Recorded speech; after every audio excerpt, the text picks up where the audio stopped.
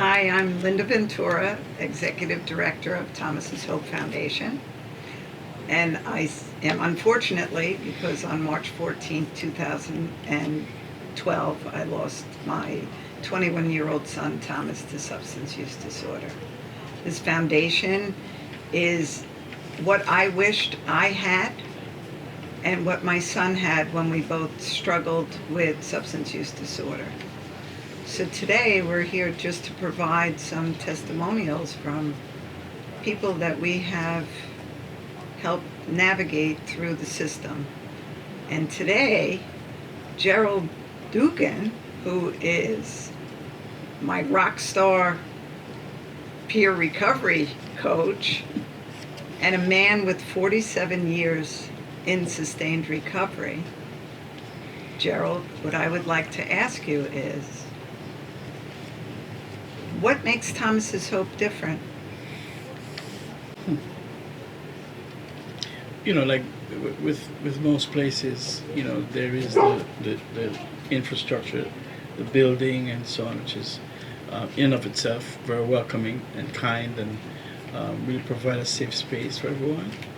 But what makes Thomas's Hope the best place for me to work is the staff that I work with,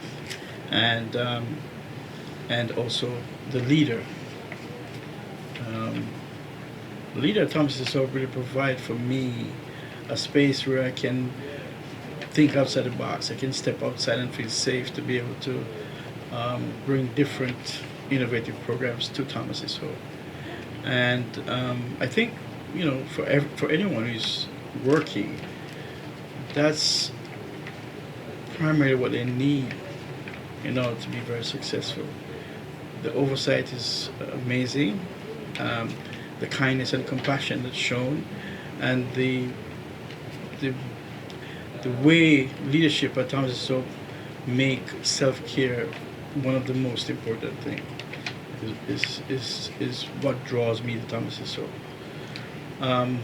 As a man, and you've worked many different places and been the director of many different programs, how is it that what does the community need more of?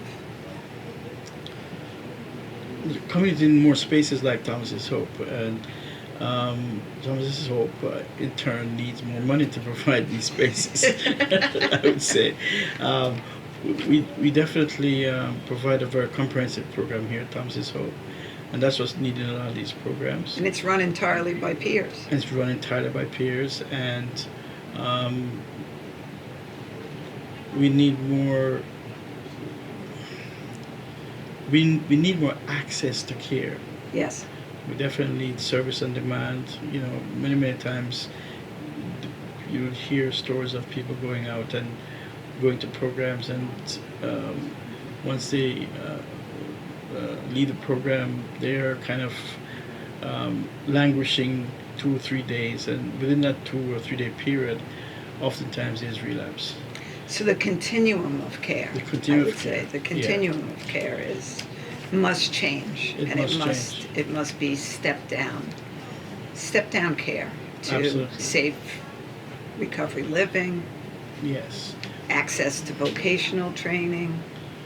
Access to vocational training is a huge one.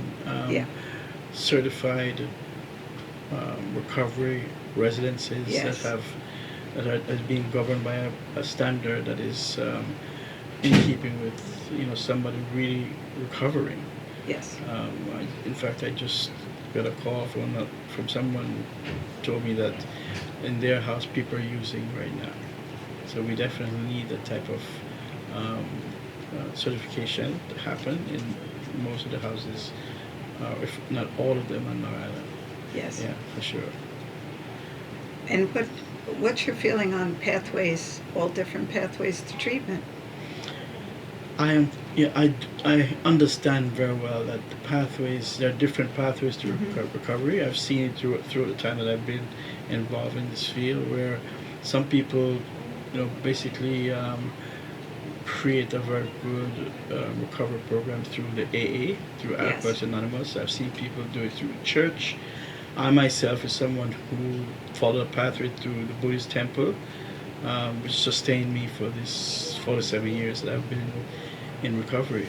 And so, whatever pathway you decide to do, the most important thing is to one, create a spiritual foundation, and basically, as you follow this pathway, consistency and commitment is key. You know, be as committed, if not more committed, to recovery the same way that you were committed to getting your drugs. And you know how some of us were very committed to do that. Yes. So, I use those two C's for myself: commitment and consistency. I do the same thing every single morning. I get up in the morning, I follow a wellness plan, and I've been doing that for over 30 years now. So it's the consistency is the key. Um, we know that recovery is not just about knowledge; it's about practice. It's about doing. It's about action. So that's, I would say, if there's any one thing that anyone who is in recovery must understand, it's not just about thinking about doing this; it's about doing it. Yes. You know, Action steps. action steps is very important. Yeah. Anything else you'd like to add? Well, I would say, you've heard the saying that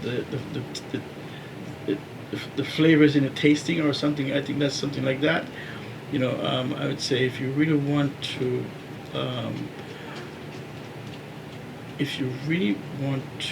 find out what it's like to be a part of a program that is holding you up when you need to do it, that supports you in every single step of your journey, and definitely have a continuum of care within itself, come to Thomas's Hope.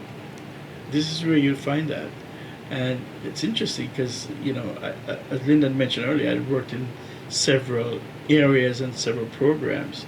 And this program, for me, is the most rewarding, has been the most rewarding, has been the most supportive, has been the most consistent, and the most caring and compassionate program that you would ever come across.